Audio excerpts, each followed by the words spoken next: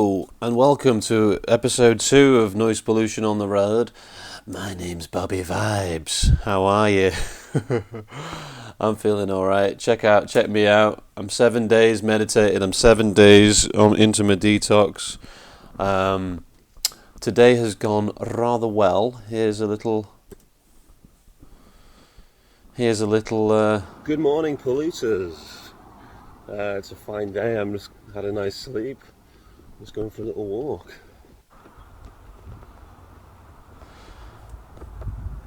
I'm feeling good. I'm feeling a little bit lurgified. I'm not sure. I probably need a bit more sleep. I need a shave. But yeah, Bristol's lovely. Check me out. Art. Everywhere. No. Oh, I forgot to say it's 8 o'clock on the 2nd of April. You probably already know that, don't you? By now you've lived the same amount of day as I have. Let me just get myself in shot. Just a little mooch around. I hope that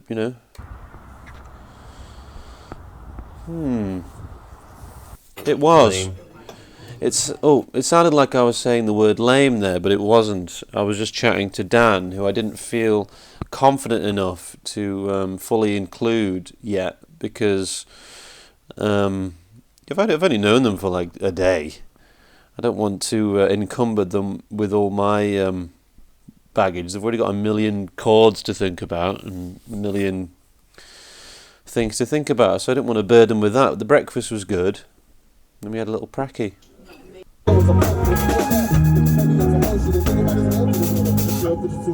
There's a studio next door to Pirate Studios called Dairy Studios, and it reminded me of my friend who's allergic to journaling. They're allergic to journaling. They've had to go diary free. But yeah, lovely production day. The power stayed on. Check out this vibe.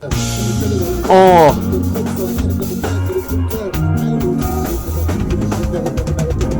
Ow! What a band. Nip back to Southville, Delhi for more goodies. Really excited about the gigs coming up. It's kind of... it's a bit mad that I've been in this little pracky room. Let's look at that again, because that was class. I love the band. Check out how groovy TK the drummer is.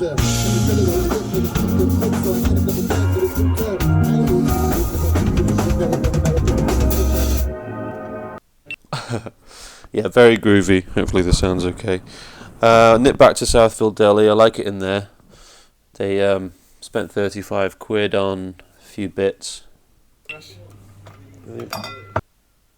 Some lovely fusilli. I'm feeling quite silly.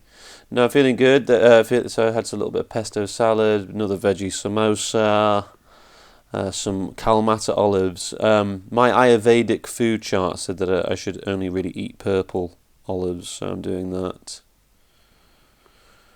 Some dried mango. Got some here. Ooh. Oh. Lovely mango. Some dates, some organic dates. All dates should be organic, really. Some more of the kombucha.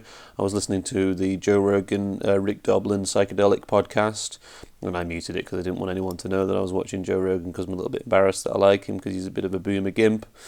He's got some good guests, so it's kind of opened up when you're on drugs.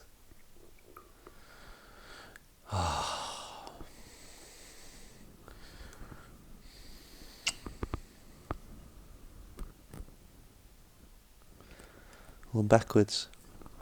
I love you, Ched. Can't believe I'm only 55 miles from the source. And the Ched source. Oh, so tomorrow we're in Southampton, in a place called Joiners. If you're in the area, come and join us. I've played there before. Well, I've done sound in there before, with the Liverpool band, the Vril Society. They're no longer defunct. Space Rockers. Here's the stage, picture of the stage off the internet, and here's a sold out show, rocking sold out shows. This is just a generic Cantonar image. Got me thinking. Well, it didn't get me thinking. Every now and then I get these BBC archive videos.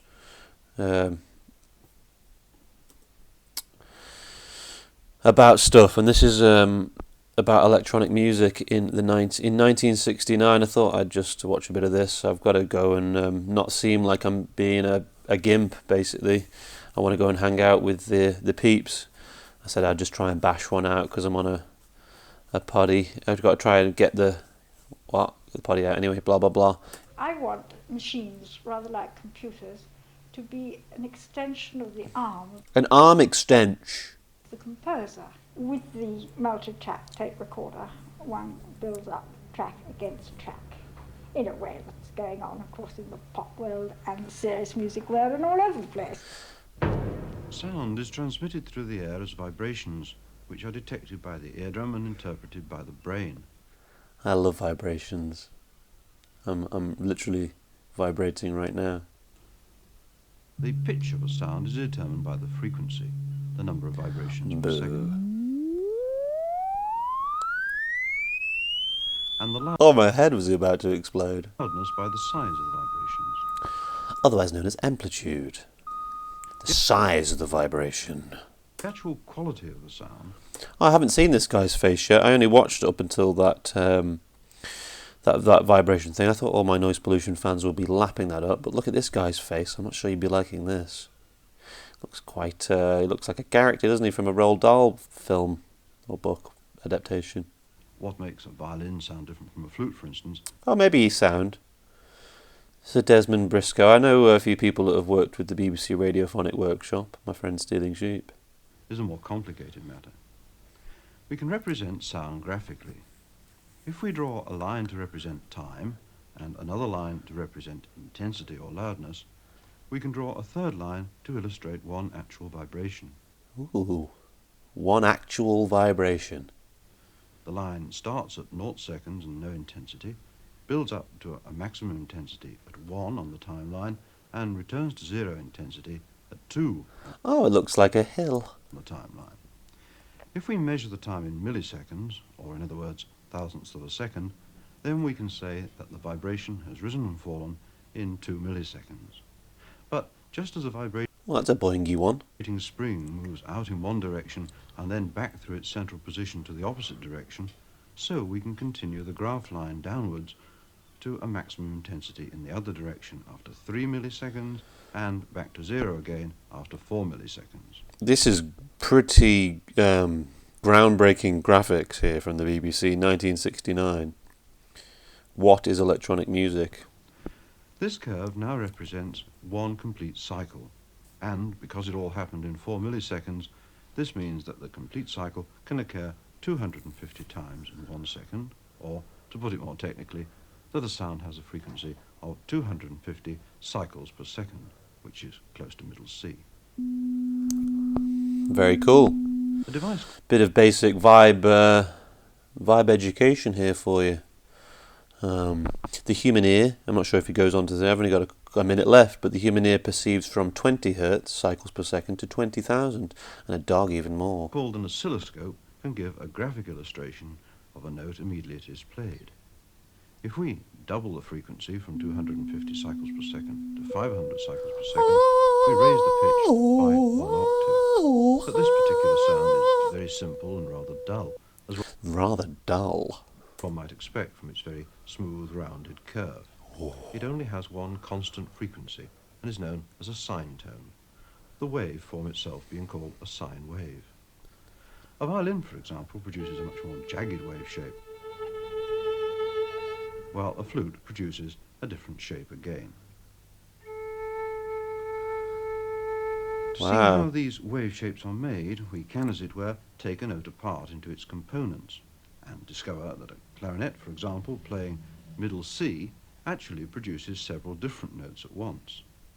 Not only the fundamental note C, but also a note 3 times that frequency, 5 times, 7 times, and so on.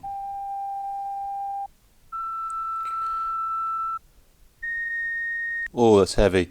Anyway, yeah, if anyone else is interested in vibrating, give me a shout, noisepollution@gmail.com. I managed to, day 2 of the tour. I think it's going to get a bit more interesting as we go. I'm going to go and hang out with the peeps in this Italian restaurant. What's the Italian? I don't know what the Italian restaurant they're in, but I'm going to go and maybe hang out with them. Nice one. See you soon. Love you. Bye.